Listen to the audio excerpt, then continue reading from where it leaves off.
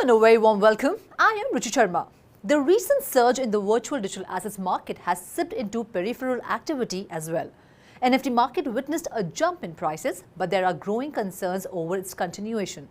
Many participants want to know whether this upswing will continue unabated or whether the road will be full of hurdles ahead. To answer such questions and many more and provide clarity on this, we have a very special guest with us, Mr. Dhrupad, co-founder Colors of India, advisor Web3 Assam. Welcome to 3 TV, Mr. Das. Thank you for having me. So there is a surge in the overall cryptocurrency market. Two major cryptocurrencies like Bitcoin and Ether are trading higher. This trend has also reflected upon the NFT market. What is the current NFT market situation and what is the outlook? Well, no, I've been in this space since 2016, and since that period, I've seen many of these, crypto cycles come and go. Right. Colloquially, we call them a crypto winter and a crypto summer. And traditionally, I've seen that winters outlast summers by quite a magnitude. Your winter can be 2 years, your summer can be 4 months. Yeah. So that's usually how I see these cycles move. And every time the cycle moves, every time we head into a summer, we see that the entire market kind of gets pushed upwards, right? And that is usually because of speculation. It is also because people are taking profits from the coins or the crypto that digital assets that they've been holding for such a long time. Right. So that is the main reason that in every cycle we see the shift, and this is no different. But to your question that what is the outlook, I would say that there is now chances of a decoupling of the NFT marketplace and the NFT industry. Okay. Right, so the marketplace is something that we can see on CoinMarketCap or any other NFT marketplaces. Right. The details are all there for us to see. But when we look at the industry, it is less visible to the naked eye because that is what's happening in the back end, and that is the collection of your investors, your creators, developers, founders. It's an entire ecosystem and the government and the community. The main part is the community. Right. So that ecosystem, I believe, has grown a lot. So the outlook, I would say, is bullish. Long-term bullish. Short-term, I will not be so foolish as to make a guess. Okay. So creator royalties have been a major issue in the NFT market. Big NFT projects and creators are opposing it. In response to this, Yuga Labs, in partnership with Magic Eden, is coming up with an Ethereum-based NFT marketplace that will not compromise on royalties at all. How will this royalty war shape up in future? What will be its consequences? Royalty is kind of the holy grail at this point of NFTs, because when most of the artists got into NFTs, and I say that because as a co-founder of Colors of India, we do represent and we act for, and we are a community of artists, one of the largest in the country, fortunately, of Web3 artists specifically. Okay. And one big draw and one big use case that we spoke about and we were very excited about was royalties. And when large platforms started denying artists these royalties, it definitely created a chasm within the entire ecosystem and the community as a whole. And I would say that the solution to this, the resolution of the war, is going to come from understanding the distinction between the protocol layer and the application layer. Okay. OpenSea, Magic Eden, Yuga Labs, these are all application layer, whereas Ethereum is the protocol layer. Right. And what we are seeing now is that Ethereum is building into its protocol, which is the 721 protocol and the 1155 protocol, ERC. So these protocols are now being updated with a suite of functionalities. One such ERC is the ERC 2981. That is bringing in the royalty standards. And the royalty standards are expected to solve a lot of problems and hopefully not have a war at all and have peacetime and stability. That's what we really want, because that's what the ecosystem requires and deserves, right? So now if you see the EIP that became the ERC for 2981, you'll see that the Ethereum founders, the Ethereum proposers are talking about certain problems that it will solve. So it is expected to solve the problem of compatibility of royalty standards across marketplaces. Okay. Right? So standardization of royalties, very important point, because otherwise OpenSea has one standard, Yuga Lab has one standard. Right. And if you are on OpenSea, then you're stuck on OpenSea. Does that not defeat the purpose of decentralization? Ultimately, you should be able to move from platform to platform without having to worry, that your royalties are going to be denied to you. And such protocol changes, amendments to the protocol by Ethereum and other layer 1 blockchains as well, I believe, are following suit, that's going to be the way that this issue gets resolved once and for all. So at the end of the day, the community will be king and the marketplaces will have to follow suit, or if they don't provide a functionality, that will be to their loss. Okay. So that, I think, in a nutshell, is what I see in the royalty wars going forward. I mean, it has to be seen yet, but that is my 2 bits on it. So, like we also spoke about OpenSea, the biggest NFT marketplace, has lost business since it's made royalty optional, that we just spoke about. There is news that OpenSea is cutting down staff by 50% and it is also planning to launch OpenSea 2.0. How do you see this? Is OpenSea doing all this to gain the lost market share and to maximize sales and profits? 100%. OpenSea is a centralized business. It's not a charitable organization. So I have no doubt that it is doing this to gain lost market share, gain reputation, gain community. I think those are 2 main parts. Actually, and once you gain, the reputation and the community, then sales and profits rise along with it. So, that's definitely one part of the story. The second part is that now, OpenSea took a huge hit when the crypto winter came in. Because when the crypto winter came, NFT winters followed, right? And that is a story as old as crypto. That when the winter comes, a lot of the players kind of get, outplayed by the market as a whole. So there's a shedding. But fortunately for us now, OpenSea has managed to hold it together. And let's not forget that they were one of the first players. They have played a pivotal role in keeping this ecosystem, alive. And when there was no one else, there was OpenSea. So there is a lot of goodwill that they do still enjoy. And in the course of a business, the ups and downs will happen. And I think OpenSea 2.0 is a bit to reinvent themselves. It's also an apology. And I have no doubt that these new amendments to the protocol layer that I'm talking about will play a role in how OpenSea designs its second iteration. Okay, that's interesting. So what are the future events that you are looking at that can impact the market situation? Well, if I am an investor, if I'm investing in the NFT market or for any market for that matter, I will always look at the fundamentals. And in a field like NFTs and virtual digital assets and cryptocurrencies, and since we're talking about NFTs, I'll stick to that.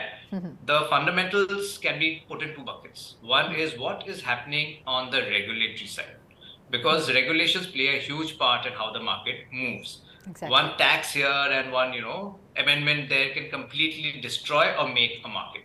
And at the end of the day, marketplaces do exist within the largest subset of a country and its laws. So that's the regulatory part of it. And I do look at positive regulatory changes coming in the future, and hopefully on a global scale that allows this ecosystem to grow and flourish as a whole.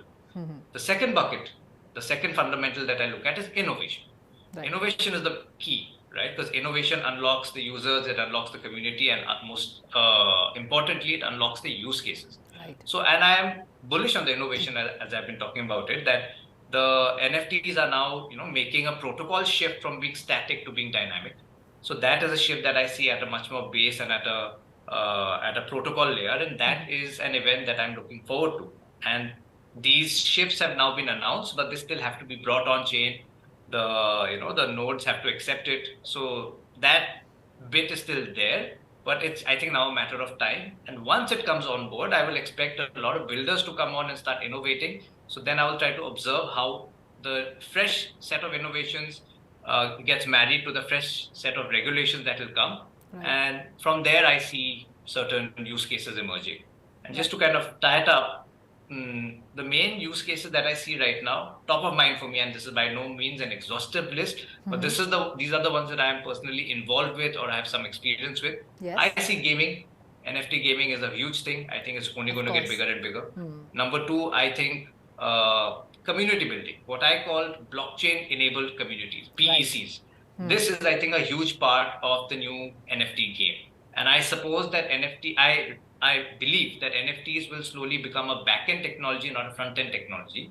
Just the way that today nobody says that I'm going to HTTPS to, hold this meeting. You say I'm going on to Zoom or I'm going to Google. So it's a similar system, I suppose, will come into play, because NFTs is ultimately the protocol. It will get pushed down and the use cases will rise. So BEC, blockchain-enabled communities, that's a big use case. Third, I see in art, culture, heritage.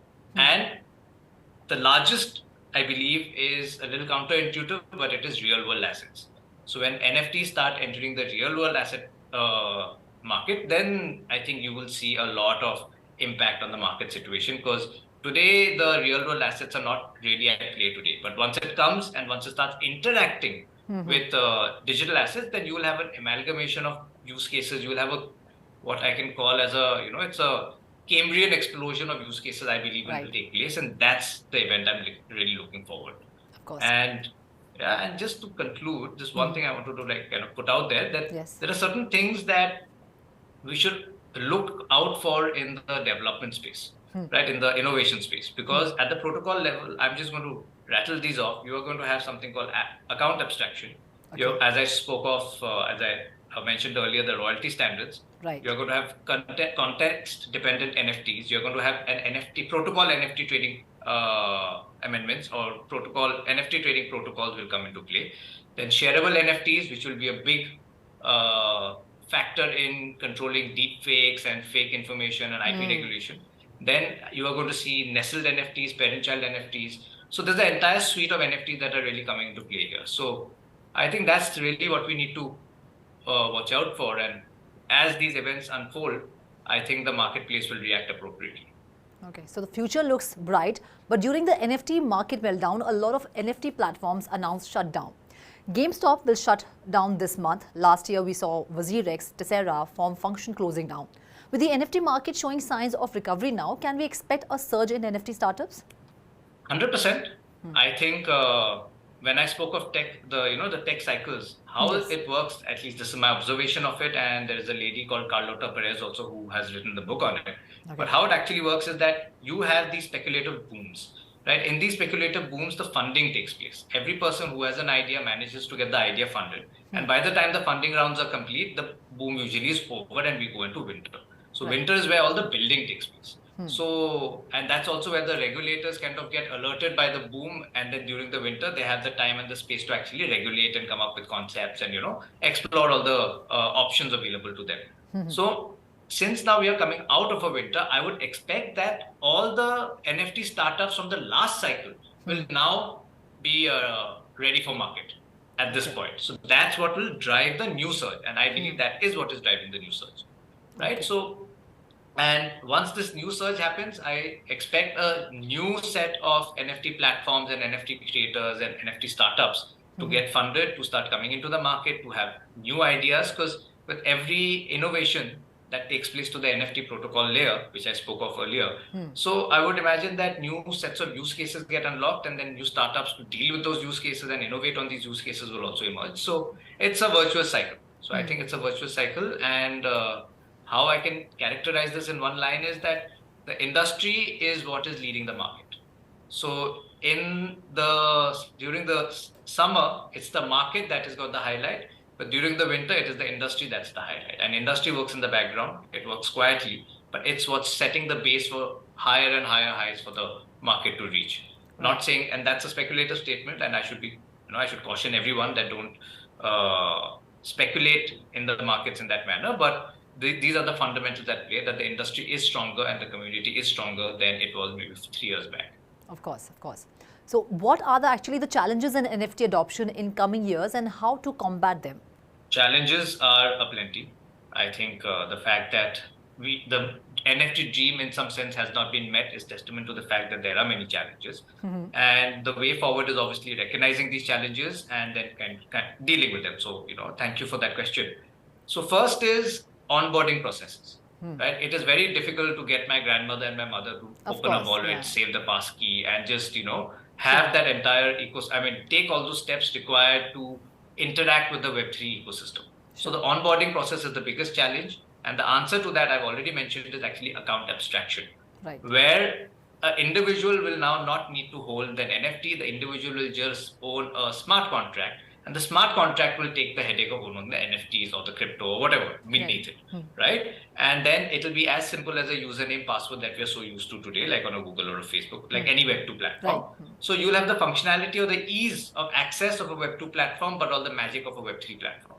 So that, I think, is how the solution will come. Second is that at some level, I think Web3 blockchain is still a solution looking for a problem. So we are still short on real-world solutions to real-world problems. I am not saying that it has not happened. We have made huge progress, But I think there is still a case to be made that the Web3 dream has not percolated to tier 2, tier 3, and places where it can do the most good. So I think those use cases still have to be built out, and they are being built out, I believe. So once that gets met, I think the adoption problem will also get resolved, and use cases will most importantly be solved by government regulation as well. So, I mean, I should point out that the Indian government has been fairly proactive, and the Telecom Regulatory Authority of India has in fact put out a consultation paper where they have asked exactly these these questions, to which, Colors of India and Panda Law, where I'm also a partner. So we are trying to answer the consultancy paper for to TRAI. So in this, we have done a lot of research to understand what kind of solutions can be provided, and regulation is the main solution. And we'll touch upon some different types of regulations that may be required. So that's number 2. Number 3, I would say there's a prejudice. It's not a secret. There's definitely a prejudice in the market. When you say I'm in the NFT industry or I deal with crypto, people always look at you as funny way, especially in public settings, right? Because they don't know what to make of it, and they have this old notion. So I suppose that has to change, and that is just a factor of time and just good news coming out. Right. Then the fourth problem I see is that digital assets as an asset class is difficult to regulate. So the regulators are also suffering and are also kind of trying to play catch up, because by the time they figure out X, the X has already changed into Y. So it's very shape shifting all the time. So it's a challenge. They're trying to cope with the challenge. And as you can see, all of these problems are kind of interrelated. You start solving for one, you start solving others at the same time. Right. And the fifth problem I find is that there is still a lot of lack of knowledge and information and know-how on how to regulate the entire intellectual property side of things. So I believe that NFTs, and especially the entire Web3 ecosystem, is very well primed to leverage intellectual property rights, more specifically monetize them. The way that we can monetize intellectual property rights in the Web3 ecosystem is completely different from what existed in Web2, where there was little to no monetization, at least not for the distributed crowds. It was there for the large entities, the centralized entities, but the public really had no means to monetize except for advertisements and stuff like that. So that, I think, is a area that we should very actively combat, because once the IP Lego piece falls into place, many other use cases will emerge, and I even see things like communities and and public bodies, NGOs. I see many organizations that are very public facing and charitable being able to leverage Web3 technologies for their own benefit. So like you mentioned, regulations, what kind of regulations are needed in the NFT market? What kind of standard regulations do you think will be passed as well as followed by countries globally? So I'll answer that in 2 parts. Okay. So first I'll talk about what I think will happen globally, which I call, we can think of it as a meta regulations. These are the meta principles that will be applied by all countries, and they have in a sense agreed to it under the G20 charter. They have also, there's consensus with regard to these meta regulations even under FATF, which is the Financial Action Task Force. And most governments are kind of in addendum with this, which is 3 things. Number 1, they do not want a competitor to the native currency. Okay. Yeah. So Indian rupee is a native currency, the dollar is a native currency, the pound is a native currency. No government wants a challenge to that. Right. Everybody remembers, at least those who remember the history remembers, that destroying a nation's currency is a way of attacking it. It is a form of warfare. So when projects come out saying that we are going to take down the rupee or take down the US dollar and use our little token, it is a call of war. Right. So that is why you'll find that the RBI has got so many issues with the way that cryptocurrencies have been propagated. And most importantly, I think there is a misuse of the word currency, because currency is a technical word under the central bank regulations and laws. And currency is something that only the sovereign government can issue. No other individual is allowed to issue a currency. So when we say cryptocurrency, the RBI hears the word currency, and that really bothers them. So that's 1, don't compete with the native currency. Number 2 is don't scam, don't defraud.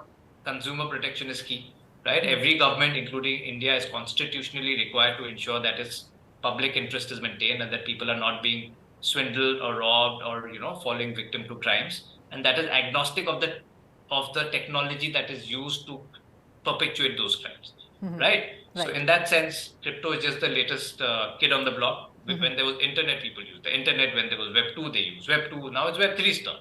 So I don't think it's anything new there.